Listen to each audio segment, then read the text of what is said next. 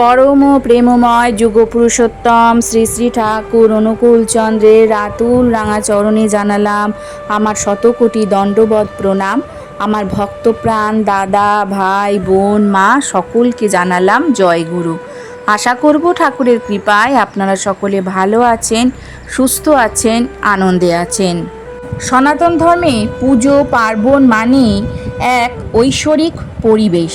ধূপ ধুনার সুগন্ধ, প্রদীপের আলো, শঙ্খের আওয়াজ আর তার সাথে এক নাগাড়ে বেজে চলা ঘণ্টার ধ্বনি। আমরা প্রত্যেকেই প্রতিদিন পুজো করবার সময় কিংবা মন্দিরে প্রবেশ করার মুহূর্তে ঘণ্টা বাজিয়ে থাকি। কিন্তু কখনো কি নিজেকে প্রশ্ন করেছেন কেন এই ঘণ্টা বাজানো হয়? এটি কি কেবলই একটি প্রথা, নাকি এর পেছনে লুকিয়ে আছে কোনো গভীর মহাজাগতিক বিজ্ঞান? আমাদের ঋষিমুনিরা কোনো নিয়মই আধ্যাত্মিক এবং বৈজ্ঞানিক কারণ ছাড়া তৈরি করেননি। পুজো করার সময় একটি ছোট্ট ঘণ্টার আওয়াজ আপনার বাড়ির বাস্তুদোষ দূর করতে পারে, আপনার চারপাশের নেতিবাচক শক্তিকে এক সেকেন্ডে ধ্বংস করতে পারে। কিন্তু সাবধান, এই ঘণ্টা বাজানোরও কিছু সুনির্দিষ্ট নিয়ম রয়েছে। ভুল পদ্ধতিতে বা ভুল সময়ে ঘণ্টা বাজালে উপকারের চেয়ে অপকার বেশি হতে পারে। শাস্ত্রে বলা হয়েছে ঘণ্টা কখন বাজাতে নেই তা না জানলে পুজো অধরাই থেকে যায়। আজকে আমরা এই বিষয়েই আলোচনা করব। ঠাকুর ঘরে ঘণ্টা বাজানোর আসল নিয়ম কী? প্রতিদিন পুজো করার নিয়মে ঘণ্টার ভূমিকা কতখানি? ঘণ্টা কিভাবে ধরতে হয় এবং এর আসল উপকারিতা কী? আপনি যদি আপনার পুজোকে সরাসরি ঈশ্বরের চরণে পৌঁছতে চান বা পৌঁছে দিতে চান, তবে আজকের প্রতিটি পয়েন্ট আপনার জন্য অত্যন্ত গুরুত্বপূর্ণ। সবার আগে আমাদের জানা দরকার ঘণ্টা বাজিয়ে পুজো করলে আসলে কি ঘটে। এই প্রশ্নের উত্তর শাস্ত্রে যেমন আছে তেমনি আধুনিক পদার্থবিজ্ঞানেও রয়েছে। আধ্যাত্মিক তাৎপর্য, দেব আহ্বান ও অসুর বিতাড়ন। আমাদের প্রাচীন আগমন শাস্ত্রে ঘণ্টাধ্বনি সম্পর্কে একটি অত্যন্ত পবিত্র শ্লোক বলা হয়েছে। আগমার্থং তু দেবানাং গমনার্থং তু রক্ষসাম কুরু ঘণ্টাবরং নাদং তত্র দেবতা কল্যাণ লাঞ্ছনম। এর অর্থ হলো দেবতাদের আগমন বা আহ্বান করার জন্য এবং রাক্ষস বা আসরিক শক্তিকে সেই স্থান থেকে দূরে তাড়িয়ে দেবার জন্য ঘণ্টা বাজানো হয়। ঘণ্টার এই পবিত্র নাদ বা শব্দ যেখানে ধ্বনিত হয় সেখানে স্বয়ং দেবতারা জাগ্রত হন এবং কল্যাণ সাধিত হয়। যখন আপনি একাগ্রচিত্তে ঘণ্টা বাজান তখন আপনার মনের সমস্ত চঞ্চলতা দূর হয়ে যায়। এটি ঈশ্বরকে ডাকার একটি আধ্যাত্মিক সংকেত।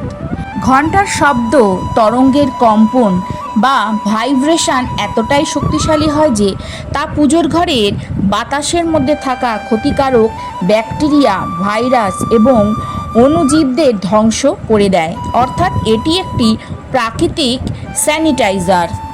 আমরা যখনই কোনো মন্দিরে যাই সবার আগে প্রবেশদ্বারে থাকা বড় ঘণ্টাটি বাজাই।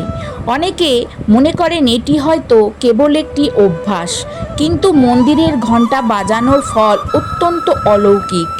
মন্দির হলো একটি উচ্চ শক্তিসম্পন্ন স্থান বা এনার্জি সেন্টার। আপনি যখন বাইরের জগতের জঞ্জাল, চিন্তা ও মানসিক ক্লান্তি নিয়ে মন্দিরে প্রবেশ করেন তখন আপনার মন থাকে বিক্ষিপ্ত।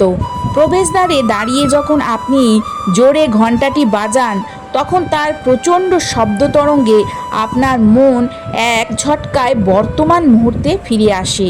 একে বলা হয় মাইন্ডফুলনেস এনহান্সার। মনোযোগ দিয়ে শুনলে বুঝতে পারবেন একটি বড় মন্দিরের ঘণ্টা বাজার পর যখন তার আওয়াজটা আস্তে আস্তে মিলিয়ে যায় তখন বাতাসে এক অদ্ভুত ওম ধ্বনির প্রতিধ্বনি সৃষ্টি হয়। ওম হলো এই ব্রহ্মাণ্ডের আদি শব্দ বা অনাহত নাদ। মন্দিরের ঘণ্টা বাজানোর ফলে ভক্তের স্থূল শরীর ও সূক্ষ্ম শরীর সেই ওমকারের কম্পনের সাথে যুক্ত হয়ে যায়। এর ফলে মন্দিরের ভেতরের করা প্রার্থনা সরাসরি মহাজাগতিক শক্তির সাথে সংযুক্ত হতে পারে। আমাদের ঘরে যে ঘণ্টা থাকে তাকে বলা হয় গরুর ঘণ্টা, কারণ এই ঘণ্টার হাতলের ওপর সাধারণত ভগবান বিষ্ণুর বাহন পাখিরাজ গরুর দেবের মূর্তি খোদাই করা থাকে। কোনো কোনো ঘণ্টায় হনুমানজি বা নন্দী দেবের মূর্তিও থাকে। এই ঘণ্টা বাজানোর কিছু কঠোর নিয়ম শাস্ত্রে বর্ণনা করা হয়েছে। ঘণ্টাটি কিভাবে ধরতে হয়। বাম হাতের ব্যবহার। শাস্ত্রে বলা হয়েছে আপনি যদি ডান হাত দিয়ে প্রদীপ বা কর্পূর দিয়ে আরতি করছেন তখন আপনার বাম হাত দিয়ে ঘণ্টাটি ধরতে হয়। হাতলের সঠিক অবস্থান। ঘণ্টা হাতলের ঠিক মাঝখানটা বুড়ো আঙুল এবং তর্জনী দিয়ে আলতো কিন্তু দৃঢ়ভাবে ধরতে হবে। গরুর দেব বা ওপরের মূর্তির ওপর সরাসরি আঙুল রাখা যাবে না, কারণ তা দেব মূর্তির অবমাননা হিসেবে গণ্য করা হয়। হৃদয়ের কাছাকাছি। ঘণ্টাটি বাজানোর সময় তা যেন আপনার বুক বা হৃদয়ের সমান্তরালে থাকে। খুব উঁচুতে মাথার উপর বা একদম মাটির কাছাকাছি নামিয়ে ঘণ্টা বাজানো অনুচিত। বাজানোর ছন্দ ও গতি। ঘণ্টা বাজানোর সময় কোনো তাড়াহুড়ো বা কর্কশ ভাব থাকা উচিত নয়। এটি কোনো হইচই করার যন্ত্র নয়। ঘণ্টার আওয়াজ হবে ছন্দবদ্ধ এবং সুমধুর। আরতি করবার সময় প্রদীপের ঘোরানোর তালের সাথে ঘণ্টার তাল মিলতে হবে। ধীর লয় থেকে শুরু করে আস্তে আস্তে গতি বাড়িয়ে আবার ধীলয়ে এনে ঘণ্টা থামানো উচিত। আমরা অনেকেই অজান্তে আমাদের ঠাকুর ঘরে এমন কিছু ভুল করে বসি যার ফলে পুজোর পূর্ণ ফল তো মেলেই না, উল্টে ঘরে নেতিবাচক শক্তির প্রভাব বেড়ে যায়। আসুন জেনে নিই ঘণ্টা বাজানোর সময় কোন ভুলগুলো একেবারেই করা যাবে না। এক হচ্ছে ফাটল ধরা বা ভাঙা ঘণ্টা ব্যবহার করা। আপনার পুজোর ঘরে ঘণ্টাটি যদি কোনো কারণে সামান্যতম ফেটে যায় বা তার ভিতরের দণ্ডটি ভেঙে যায় তবে তা অবিলম্বে পরিবর্তন করুন। ভাঙা বা ফাটল ধরা ঘণ্টার শব্দ কখনো মধুর হয় না, তার থেকে এক ধরনের কর্কশ ও বিকৃত শব্দ বের হয়। শাস্ত্রমতে বিকৃত শব্দ ঘরের বাস্তুকে দূষিত করে এবং রাহু ও কেতুর অশুভ প্রভাবকে জাগ্রত করে। 2. ঘণ্টার উপর সরাসরি হাতল বা মূর্তি ভাঙা থাকা। যদি ঘণ্টার উপর খোদাই করা গরুর দেব বা হনুমানজির মূর্তিটি ক্ষয়ে যায় বা ভেঙে যায় তবে সেই ঘণ্টা পুজোয় ব্যবহার করা নিষিদ্ধ। মূর্তিহীন বা খণ্ডিত ঘণ্টা পুজো ঘরে রাখলে পরিবারের সদস্যদের মধ্যে মানসিক অশান্তি ও অবসাদ দেখা দিতে পারে। 3. সরাসরি মাটিতে ঘণ্টা রাখা। এটি সবচেয়ে বড় ভুল।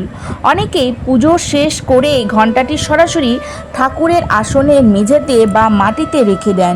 শাস্ত্রে বলা হয়েছে ঘণ্টা হলো দেববাদ্য, একে সরাসরি মাটিতে রাখা অত্যন্ত অশুভ।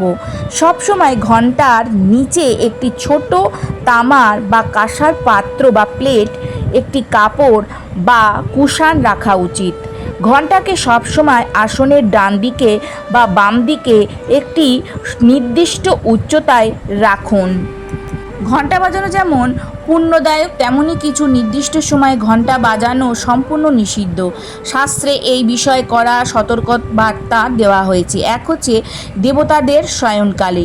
রাতের বেলা যখন ঠাকুর ঘরে আরতি শেষ হয়ে যায় এবং দেবতাদের প্রতীকী শয়ন দেওয়া হয় তারপর আর কোনোভাবেই ঘণ্টা বাজানো যাবে না, সাধারণত রাত 8টা বা 9টার পর। দেবতারা যখন বিশ্রামে থাকেন তখন ঘণ্টার তীব্র শব্দ তাদের বিশ্রামে ব্যাঘাত ঘটায়, যা চরম অপরাধ হিসেবে গণ্য করা হয়। তাই রাতের পূজায় বা শয়নের পর ভুল করেও ঘণ্টা স্পর্শ করবেন না। 2. দুপুরে বিশ্রামের সময়। ঠিক রাতের মতোই দুপুরে ভগবানকে ভোগ নিবেদন করে যখন মন্দিরের দরজা বন্ধ করে দেওয়া হয় বা হয়ে যায় সেই সময়টিকেও দেবতার বিশ্রামের সময় হিসেবে ধরা হয়। দুপুর 12টা থেকে বিকেল 4টের মধ্যে খুব প্রয়োজন ছাড়া উচ্চ শব্দে ঘণ্টা বাজানো উচিত নয়। 3. অশৌচ বা সূতককালে।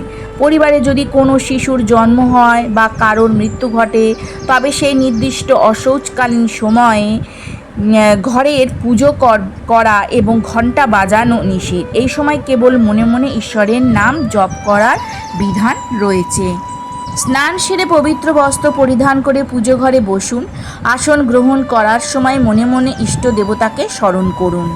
পুজো শুরু করবার ঠিক আগে দেবতাদের স্মরণ করার সময় 3 বার আলতো করে ঘণ্টা বাজান।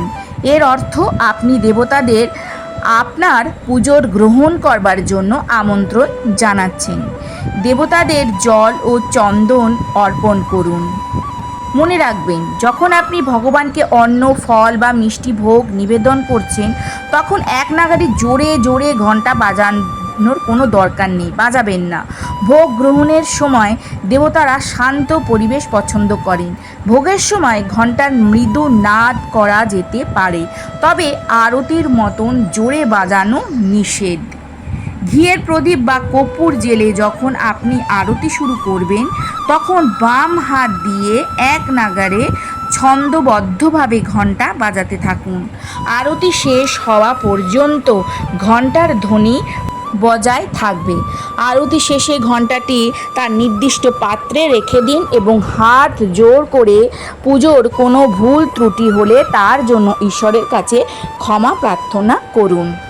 একটি সামান্য ঘণ্টা দেখতে ছোট হতে পারে, কিন্তু এর মধ্যে লুকিয়ে আছে হাজার বছরের আধ্যাত্মিক প্রজ্ঞা এবং আধুনিক বিজ্ঞানের মেলবন্ধন। এটি কেবল তামা বা কাঁসার টুকরো নয়, এটি হলো ঈশ্বর এবং মানুষের মনের মধ্যেকার এক অদৃশ্য সেতুর প্রতীক।